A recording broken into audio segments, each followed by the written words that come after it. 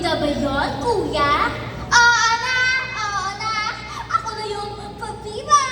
Ako na yung tamad!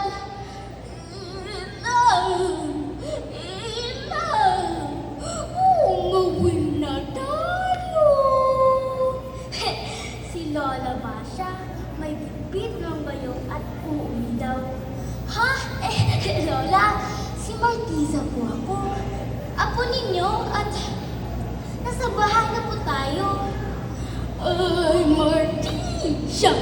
Ang talentado kong apo. Oh. Itago mo. Ay, thank you po. Alert ako kapag si Lola ang tumawag kasi may dutong. May allowance naman yan sa senior citizen. Ulilyano na si Lola, kaya nga parang wala na pumapansin sa kanya sa bahay. Pareho yata kami Lola at sa school naman. Sino ka? Who you? Akala mo sino? Pabida. Ha? Hindi ako pabida. Masaya lang naman akong umarte ah. Hindi ko na lang sila pinansin. Ay, apa! Tuturuan kita ng bituing marikit. Ay, alam ko na yan, Lola. Ganito yan, oh.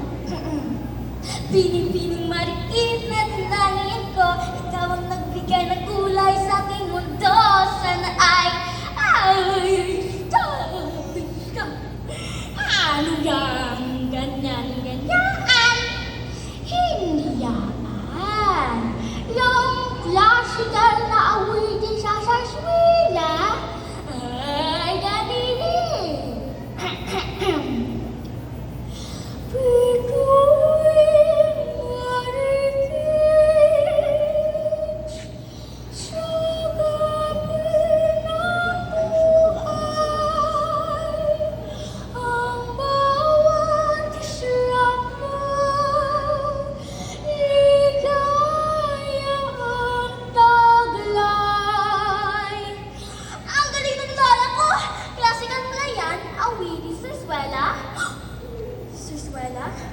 Naalala ko, may audition sa teatro sa school.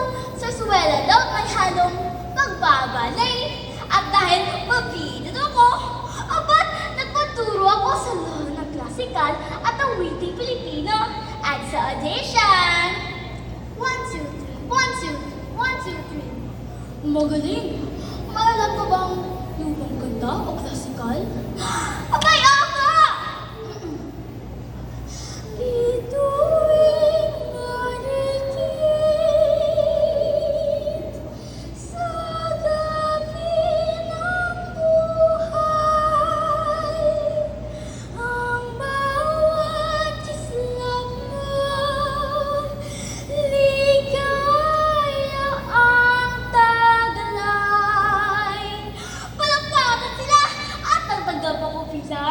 Pida!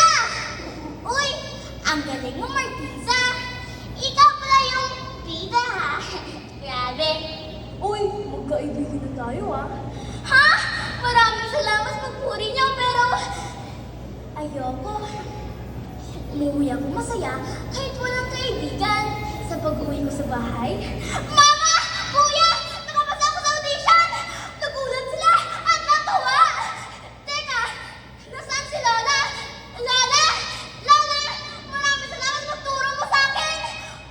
Wala si Lola sa kusina, sa hardin, at sa kwarto! Nako! Nawawala si Lola!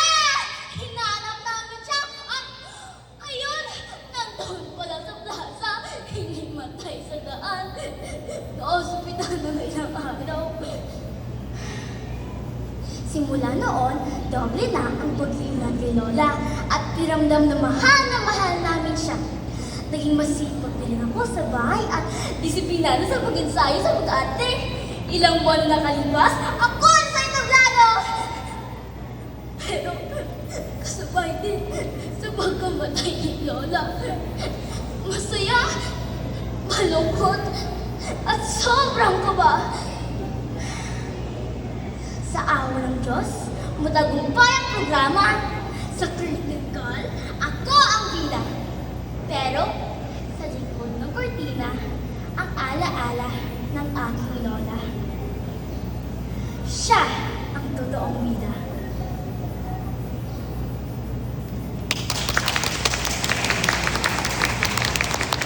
That was amazing for the first